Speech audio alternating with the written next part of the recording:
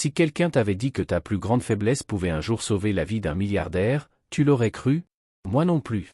Et pourtant, c'est exactement ce qui arriva à Mila Caron, une jeune serveuse discrète dont la malédiction allait devenir son plus grand don, d'une façon qu'aucune prophétie n'aurait pu deviner.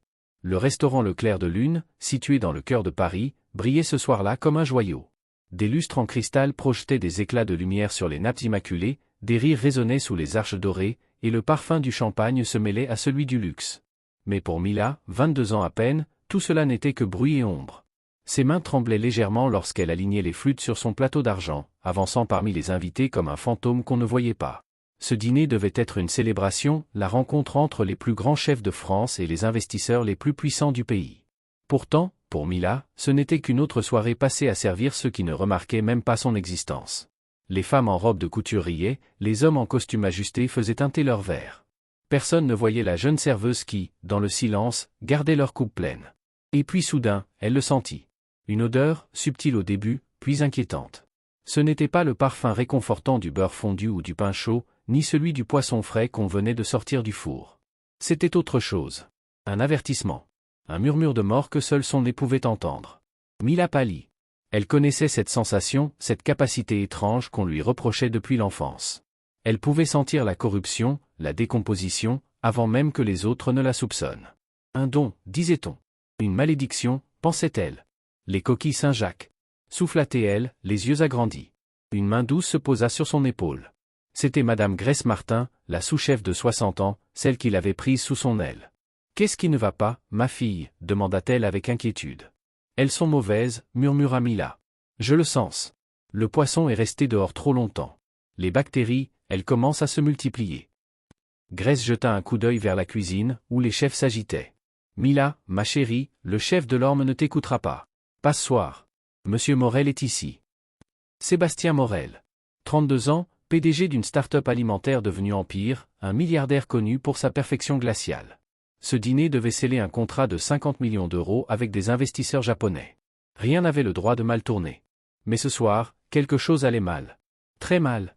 Les portes battantes de la cuisine s'ouvrirent brusquement, laissant passer le chef Hugo Delorme, vêtu de blanc, aussi arrogant que son sourire. L'odeur s'intensifia. Un parfum sucré, presque agréable, mais derrière, un goût de pourriture. Mila sentit son cœur se serrer. Personne ne croirait une simple serveuse. Pas face à un chef triple étoilé. Et pourtant, elle savait. Elle sentait. Les assiettes sortirent. Des Saint-Jacques dorés à la perfection, décorés de fines herbes et de beurre au citron. Elle semblait divine et elle pouvait tuer. Mila souffla Grace en voyant son expression. Ne fais rien d'imprudent. Passe-soir. Mais la jeune femme ne l'écoutait plus. Ses yeux s'étaient posés sur la table principale, là où Sébastien Morel s'apprêtait à lever sa fourchette. Et soudain, sans réfléchir, elle s'avança. « Monsieur Morel, attendez !» Le restaurant entier se figea. Les conversations moururent, les couverts cessèrent de teinter. Tous les regards convergèrent vers cette silhouette frêle, debout à côté du milliardaire. « Les coquilles, elles ne sont pas sûres, dit-elle d'une voix tremblante. S'il vous plaît, ne les mangez pas. » Un murmure d'indignation traversa la salle. Le chef de l'orme surgit aussitôt, furieux. « Qu'est-ce que c'est que ce cirque » hurla-t-il. « Tu es serveuse, pas chimiste. » Mais Sébastien leva lentement la main. « Laissez-la parler. » Mila prit une inspiration. « J'ai une sensibilité olfactive anormale. Je sens les bactéries. Ces coquilles ont été mal conservées. Elles peuvent être dangereuses. » Silence. Puis un rire froid du chef. « Ah oui ? Et maintenant les serveuses deviennent inspectrices sanitaires ? Dehors. » Mais Mila resta droite. « Si j'ai tort, licenciez-moi. Mais si j'ai raison, vous sauverez des vies. » Les yeux de Sébastien se plissèrent. « Vérifiez, ordonna-t-il. » L'arrogance du chef se fissura à peine, mais il obéit. Le silence s'installa, pesant, jusqu'à ce que la porte de la cuisine se referme. Mila sentit ses jambes trembler. Elle savait que sa vie venait peut-être de changer, pour le meilleur ou pour le pire.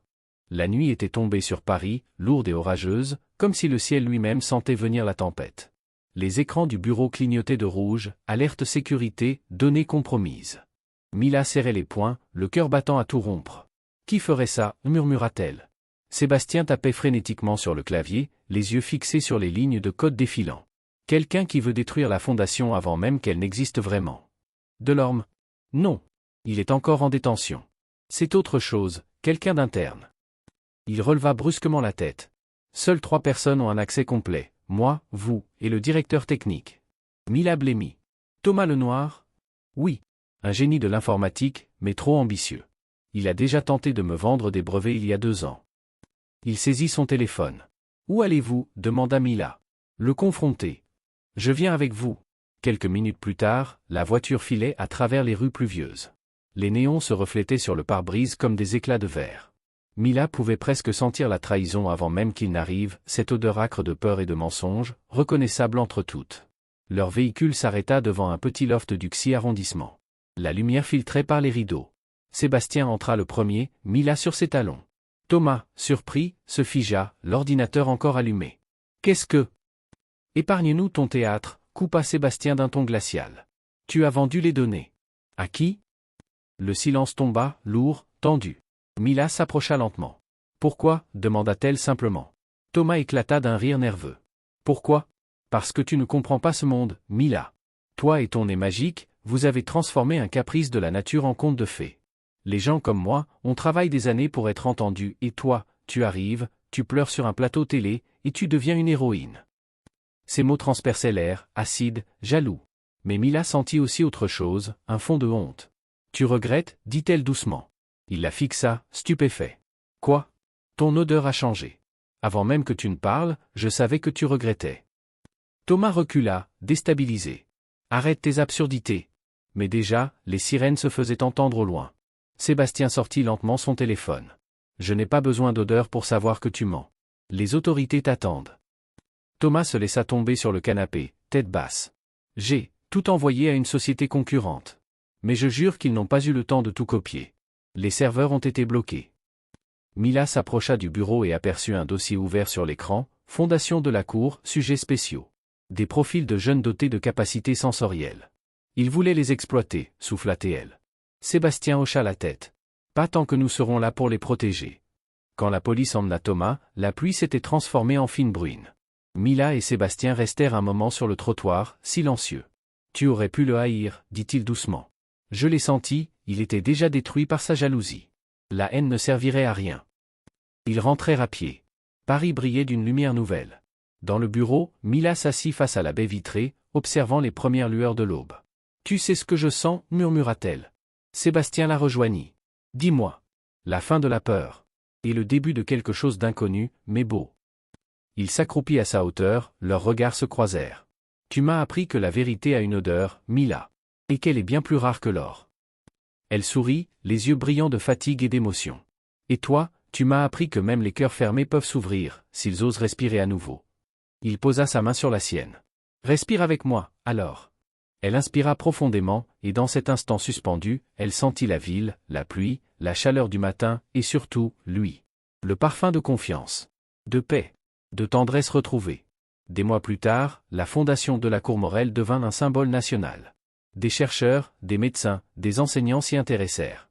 Les jeunes dotés de dons sensoriels furent enfin compris, valorisés, protégés. Mila dirigeait les programmes. Sébastien, à ses côtés, s'occupait du financement. Et chaque matin, avant d'ouvrir la porte de leur bureau partagé, il murmurait toujours la même phrase. Prête à sauver le monde, Madame de la Cour. Elle riait doucement. Toujours. Mais d'abord, un café. Et il répondait, en souriant. Tant qu'il ne sent pas le mensonge. Leur histoire n'avait pas commencé par un regard ou une promesse, mais par une odeur. Une vérité invisible, comme l'amour lui-même. Parce qu'au fond, ce n'était pas un miracle. C'était juste le parfum du courage. Rose. Les jours suivants furent un chaos silencieux. Les journaux parlaient de « la serveuse au nez miraculeux », certains l'appelaient héroïne, d'autres manipulatrice. Les plateaux télé débattaient, les réseaux s'enflammaient. Dans l'ombre des projecteurs, Mila, épuisée, observait le tumulte depuis un appartement que Sébastien avait mis à sa disposition, discret, au-dessus du vieux marais. Chaque matin, elle lisait de nouveaux titres. Coup monté. La vérité sur le scandale du restaurant étoilé. Sébastien Morel trahi par sa protégée. Génie sensoriel ou arnaqueuse. Elle sentait les mots, avant même de les lire, leur odeur âcre de mensonge, leur arrière-goût de peur et d'envie. Mais à travers tout ce vacarme, une certitude demeurait, Sébastien la croyait. Et cela suffisait pour tenir debout. Un matin, il frappa à sa porte, vêtu plus simplement que d'habitude, sans costume ni cravate. « Vous n'avez pas dormi, dit-il doucement. L'odeur du café brûlé me l'a déjà dit, répondit-elle avec un sourire fatigué. Il s'approcha, posant 2 tasses sur la table. L'inspecteur Martin a retrouvé la vidéo de surveillance du restaurant.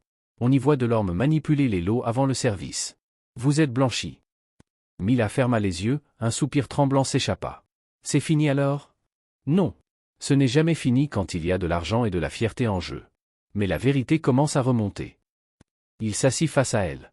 Le silence, rare entre eux, avait un parfum doux, mêlé de chocolat et de confiance. Vous sentez ça? demanda-t-elle. Quoi donc? La sérénité. C'est la première fois que je la sens ici. Il la regarda longuement, un éclat de tendresse dans ses yeux. Vous transformez même le silence en poésie. Le téléphone vibra. C'était Grace. Mila, tourne la télé, cria-t-elle à travers le combiné. Sur l'écran, le chef de l'orme apparaissait, menotté, entouré de policiers. Une journaliste tendit son micro. Vous saviez que les coquilles étaient contaminées. Il leva les yeux, hagard, et murmura. Elle avait raison. La fille, elle avait raison. Mila porta une main à sa bouche, submergée. Sébastien baissa la tête, un sourire à peine contenu. Voilà, mademoiselle de la cour. Le monde entier le sait maintenant. Mais son soulagement ne dura pas. Les appels, les interviews, les invitations s'accumulèrent. Elle devint malgré elle une figure publique. Certaines marques voulurent utiliser son image. Des influenceurs proposèrent des partenariats absurdes, le parfum du courage, la fille au nez d'or. Elle refusa tout. Un soir, dans le bureau de Sébastien, elle explosa. Je ne veux pas être un produit. Je veux aider les autres, pas poser pour des magazines. Il la laissa parler, calmement. C'est exactement pour cela que je crois en vous. Il sortit un dossier épais. Voici la charte de la fondation de la Cour. Vous la dirigerez. Votre mission, trouver des gens comme vous et leur donner un sens à leurs différences. Mila resta sans voix. Moi? Diriger? Qui d'autre? Répondit-il avec un léger sourire. Vous êtes né pour ça. La cérémonie de lancement de la fondation eut lieu au palais de Tokyo. Sous les projecteurs, Mila, vêtue d'une robe ivoire simple, fit son premier discours. On m'a appelé fragile, étrange, trop sensible. Mais la vérité, c'est que la sensibilité sauve. Elle voit, sent et comprend avant les autres. Si j'ai un message, c'est celui-ci, ce qui fait de vous un monstre aujourd'hui peut sauver des vies demain. La salle se leva pour applaudir. Dans la foule, Sébastien l'observait, les yeux brillants de fierté. Il sentait en lui un parfum qu'il n'avait jamais connu, celui de l'espoir, chaud, sincère, presque amoureux. Après la cérémonie, il la rejoignit sur la terrasse dominant Paris. Le vent soulevait doucement ses cheveux. « Vous étiez magnifique, dit-il simplement. Ce n'était pas un discours, c'était une promesse. » Elle tourna la tête vers lui. « Et vous? Qu'est-ce que vous sentez en ce moment ?» Il resta silencieux. « Du pain chaud et du soleil, répondit-il enfin, un sourire discret au coin des lèvres. « Et vous? Du café et du courage, et un peu de peur, peut-être. » Peur de quoi? Elle le regarda dans les yeux. De tomber amoureuse. Leurs souffles se frôlèrent, et dans ce silence suspendu, Paris semblait retenir le sien. Mais soudain, un bruit les fit sursauter. Le téléphone de Sébastien vibra avec insistance. Il décrocha, fronça les sourcils. Quoi? Non, ce n'est pas possible. Il raccrocha, blême. Qu'est-ce qu'il y a? Quelqu'un a piraté les fichiers de la fondation. Les données des bénéficiaires ont été volées. Le parfum de sérénité s'évapora aussitôt, remplacé par une odeur métallique et froide, la peur. Les jours suivants furent un tourbillon. Mila n'avait jamais mis les pieds dans un endroit comme celui-ci. La tour Morel Innovation, dressée au cœur du quartier d'affaires de la Défense, semblait toucher le ciel. Derrière ses vitres miroitantes, des centaines d'employés se pressaient comme dans une fourmilière de verre et d'acier. Elle, vêtue d'une simple robe sobre prêtée par Grace, avançait maladroitement dans le hall trop vaste, impressionnée par chaque détail. Sébastien l'attendait près de l'ascenseur privé. Costume noir, regard clair, visage fermé, l'image même du pouvoir. Pourtant, quand il l'aperçut, un léger sourire, presque imperceptible, adoucit ses traits. « Bienvenue, mademoiselle de la cour. »« Je ne devrais pas être ici, » répondit-elle nerveusement. « Et pourtant, vous êtes exactement à votre place. » L'ascenseur s'éleva sans un bruit, glissant jusqu'au dernier étage. À chaque étage traversé, Mila sentait son cœur battre plus fort. Quand les portes s'ouvrirent, un panorama s'étendit devant elle, Paris à ses pieds, la Seine scintillant comme un ruban d'argent. Sébastien la guida vers une salle vitrée. Sur la table, plusieurs dossiers attendaient. Voici le rapport de l'inspection. Grâce à vos alertes et aux preuves recueillies, l'affaire Hugo Delorme va passer devant le tribunal. Hugo, murmura-t-elle, le nom goûtant encore amer sur sa langue. Il a plaidé coupable de négligence criminelle. Mais il a aussi avoué avoir reçu des ordres pour taire certaines pratiques douteuses au sein de la chaîne. Elle releva brusquement la tête. Vous pensez qu'il ne travaillait pas seul? Sébastien croisa les bras. Je n'en suis pas certain. Mais une chose est claire, votre courage a mis en lumière quelque chose de bien plus grand. Il s'approcha, son regard plus doux maintenant. Mila, vous avez sauvé des vies. Mais vous avez aussi mis la mienne en danger. Elle blêmit. En danger? Il hocha lentement la tête. Quand vous avez dénoncé Hugo, vous avez menacé des intérêts très puissants. Les mêmes qui ont tenté de faire croire que vous aviez tout inventé. Il posa sur la table un dossier scellé. À l'intérieur, des copies d'emails, de transferts d'argent, de signatures. Ils essaient de vous faire porter la faute. Ils ont même payé un témoin pour dire qu'il vous a vu manipuler la livraison de fruits de mer. Mila sentit ses jambes se dérober sous elle. Mais, c'est absurde. Je n'ai jamais. Je sais. Sébastien posa une main sur la table, calme, assuré. C'est pour cela que j'ai engagé les meilleurs avocats de France. Mais au-delà du procès, il faut une stratégie. Il leva les yeux vers elle. Je veux que vous deveniez mon experte en sécurité alimentaire pour tous mes établissements. Et plus encore, je veux créer une fondation à votre nom. Elle resta figée. Une fondation? Oui, la fondation de la Cour. Pour identifier, former et soutenir des personnes dotées de sens surdéveloppés comme le vôtre. Trop souvent, on les considère comme bizarres, alors qu'ils pourraient sauver des vies. Mila posa une main sur sa bouche, émue. Je ne sais pas quoi dire. Dites oui, et laissez-moi m'occuper du reste. Grace, qui assistait discrètement à la scène, sourit en coin. Quand le destin frappe à la porte, ma fille, il ne faut pas rester derrière. Mais avant que Mila puisse répondre, le téléphone de Sébastien vibra. Il décrocha, et son expression changea aussitôt. Oui? Comment ça, en détention? Il écouta quelques secondes, blêmit, puis coupa la communication. Qu'est-ce qu'il se passe? Demanda Mila. Il la fixa avec gravité. Les avocats de Delorme prétendent que vous avez manipulé les preuves. Ils affirment que vous avez planté les coquilles contaminées pour saboter le dîner. Le sol sembla s'effondrer sous ses pieds. Non, non, c'est faux.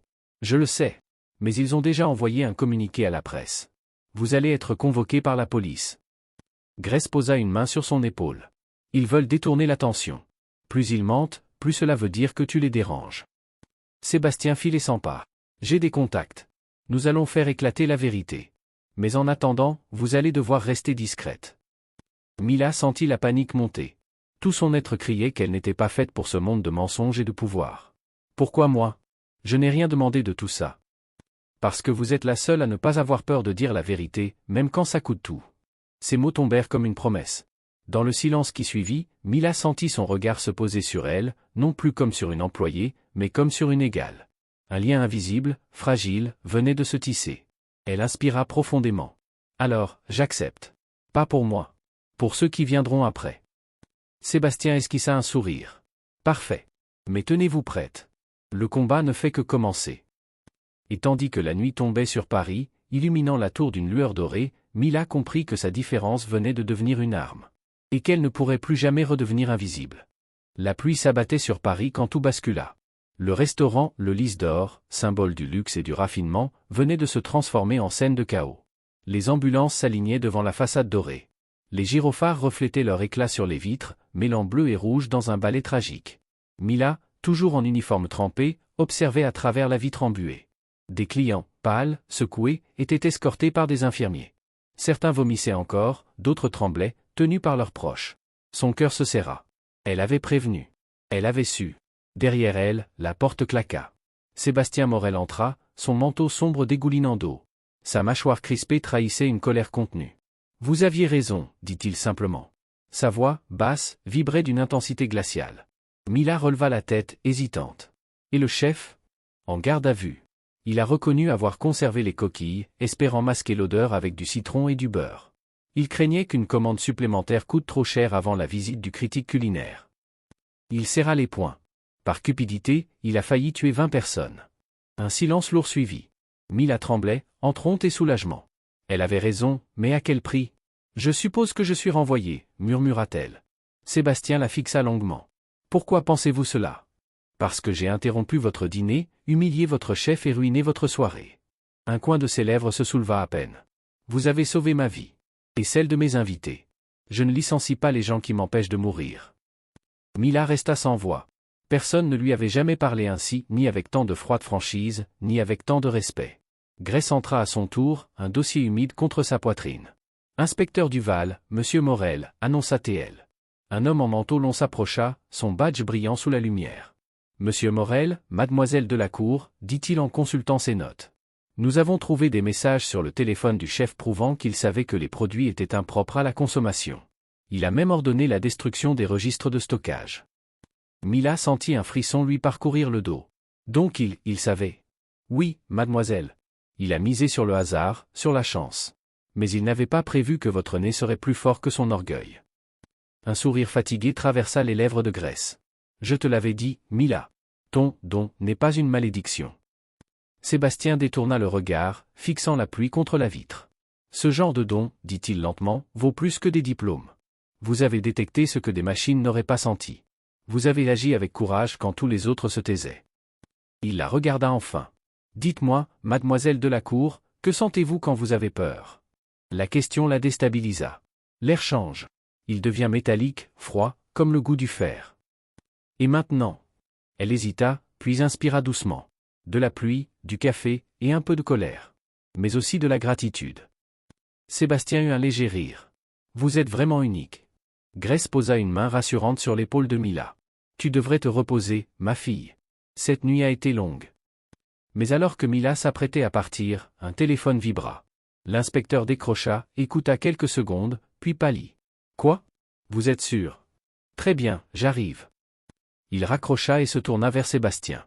Le chef a tenté de s'enfuir du commissariat. Il a appelé quelqu'un avant. Un numéro privé relié à votre société. Le silence tomba comme une lame. Mila sentit son souffle se bloquer. Sébastien fronça les sourcils. À ma société? Oui. Il semble qu'il ait reçu des pressions pour garder le silence. Le milliardaire se redressa, son regard s'assombrissant. Vous insinuez qu'on essaie d'étouffer l'affaire? L'inspecteur hocha la tête.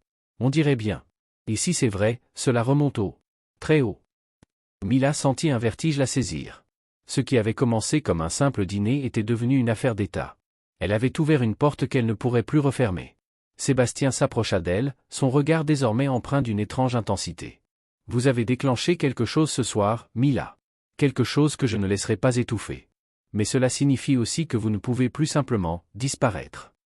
Elle le regarda, perdue. Que voulez-vous dire? Vous allez travailler avec moi. Officiellement. J'ai besoin de votre don, et vous aurez besoin de protection. Mila écarquilla les yeux. Moi? Travailler, avec vous? Mais je suis serveuse, pas scientifique. Il esquissa un sourire. Vous êtes bien plus que cela? Vous êtes la preuve vivante que l'instinct humain vaut tous les laboratoires du monde. Grace croisa les bras, un éclat de fierté dans les yeux. Tu vois, ma fille? Ton heure vient d'arriver. Mila sentit son cœur battre à tout rompre. Sous la pluie battante, alors que les sirènes hurlaient encore au loin, sa vie venait de basculer une deuxième fois. Et quelque part, dans les profondeurs de la nuit parisienne, le vent portait déjà la promesse d'un changement bien plus grand. Quelques minutes passèrent. Des minutes interminables, pendant lesquelles Mila sentit chaque battement de son cœur résonner dans sa poitrine. Autour d'elle, le murmure des invités reprit peu à peu, mélange d'agacement et de curiosité. Certains chuchotaient que la jeune femme avait perdu la tête, d'autres la regardaient avec pitié. Sébastien Morel, lui, ne disait rien. Il observait. Ses yeux gris, durs et perçants, semblaient sonder jusqu'à l'âme de Mila. Puis les portes de la cuisine s'ouvrirent à nouveau. Le chef de l'orme revint, un sourire tendu collé au visage. Fausse alerte, lança-t-il. Tout est parfait, comme toujours. Aucune bactérie, aucune erreur. Vous voyez, monsieur Morel? Les amateurs aiment le drame. Rires étouffés dans la salle. Mais Mila sentit non, elle savait qu'il mentait. L'odeur persistait. Elle voulut parler, mais Grace la retint par le bras. Ne dis rien, ma fille. Ils ne t'écouteront pas. Pas encore. Les plats furent servis. Les coquilles Saint-Jacques, dorées et brillantes, glissèrent sur les tables. L'air vibrait d'attente. Mila regarda, impuissante, tandis que les invités portaient la première bouchée à leurs lèvres. Elle n'arrivait plus à respirer. Chaque respiration lui brûlait la gorge, cette odeur sucrée et fétide qui dansait entre les parfums de truffes et de vin blanc. Sébastien leva sa fourchette. Elle sentit le monde se contracter autour d'elle. « Monsieur Morel, non » cria-t-elle, sa voix se brisant. Le milliardaire s'arrêta. Toute la salle se figea à nouveau. Des murmures choqués. Une femme lâcha sa coupe de champagne. Le chef, écarlate, claqua des doigts. « Assez. Qu'on la sorte d'ici. » Deux agents de sécurité s'approchèrent. Mais Sébastien leva lentement la main. « Attendez. » Il fixa Mila sans ciller. « Pourquoi dis-tu cela? Que as-tu remarqué? Elle inspira, cherchant ses mots. J'ai déjà vu ça. Ou plutôt, je l'ai senti. Ce parfum sucré cache quelque chose de pourri. Les coquilles ont été conservées à température ambiante. Depuis au moins 2 jours. Si quelqu'un les mange, il tombera malade. Un silence suspendu. Puis Delorme éclata de rire. Mon Dieu, quelle imagination! 30 ans de cuisine, 3 étoiles Michelin, et une serveuse vient m'expliquer la sécurité alimentaire. Quelques rires nerveux suivirent. Mais Mila tint bon. Vous pouvez vous moquer de moi. Mais je ne me tairai pas. Sébastien posa sa fourchette, son expression insondable. Très bien. Chef Delorme, nous allons tester ces coquilles. Immédiatement. Le chef pâlit à peine. Ce n'est pas nécessaire. Ce lait, coupa Sébastien, d'une voix glaciale. Le ton ne laissait aucune place à la discussion. Delorme serra la mâchoire et fit signe à ses cuisiniers. L'un d'eux apporta un échantillon à la cuisine de secours où l'inspecteur sanitaire du restaurant, un certain docteur Lefebvre, attendait. Les minutes suivantes furent étouffantes. Mila, reléguée dans un coin, tordait ses doigts. Elle entendait encore la voix moqueuse de Delorme. On croirait une enfant qui prétend sentir la peur. Et pourtant, quelque chose changeait. Sébastien Morel ne riait pas. Il observait chaque détail, les mains tremblantes du chef, la goutte de sueur qui coulait le long de sa tempe, la tension dans l'air. Enfin, le docteur Lefebvre réapparut. Son visage, grave, parla avant ces mots. Monsieur Morel, ces coquilles contiennent des traces élevées de Vibrio parahemolyticus. Une bactérie dangereuse. Un silence de mort tomba sur la salle. Le chef blêmit. Des exclamations horrifiées s'élevèrent. Une femme recracha discrètement ce qu'elle avait déjà goûté. Un homme renversa son verre. Sébastien se leva lentement. Son regard, tranchant comme une lame, se posa sur le chef. Vous saviez, demanda-t-il. Delorme balbutia, c'est impossible. Peut-être une erreur du fournisseur, ou une contamination accidentelle. Non, coupa Mila d'une voix douce mais ferme. Je vous ai entendu plutôt dire à votre commis de ne pas jeter les lots d'hier. Tous les regards se tournèrent vers elle. Le chef trembla. Tu mens. Mais dans ses yeux, on lisait la panique. Sécurité, dit Sébastien d'une voix glaciale. Conduisez le chef dans mon bureau. Et qu'on garde les preuves intactes. Il se tourna ensuite vers Mila. Vous, mademoiselle, restez ici. Nous aurons à parler. Lorsqu'il quitta la salle, la tension se relâcha enfin. Les invités chuchotaient, certains filmaient, d'autres la regardaient comme une héroïne, ou comme une folle. Mila s'effondra sur une chaise vide, son plateau encore dans les mains. Grace la rejoignit, lui glissant une tasse de thé. Tu viens de sauver des vies, ma fille. Même s'ils ne le savent pas encore. Mais Mila n'arrivait pas à sourire. Elle savait qu'elle avait aussi signé la fin de son emploi? Et peut-être, sans le savoir, le début d'une histoire bien plus grande que la sienne.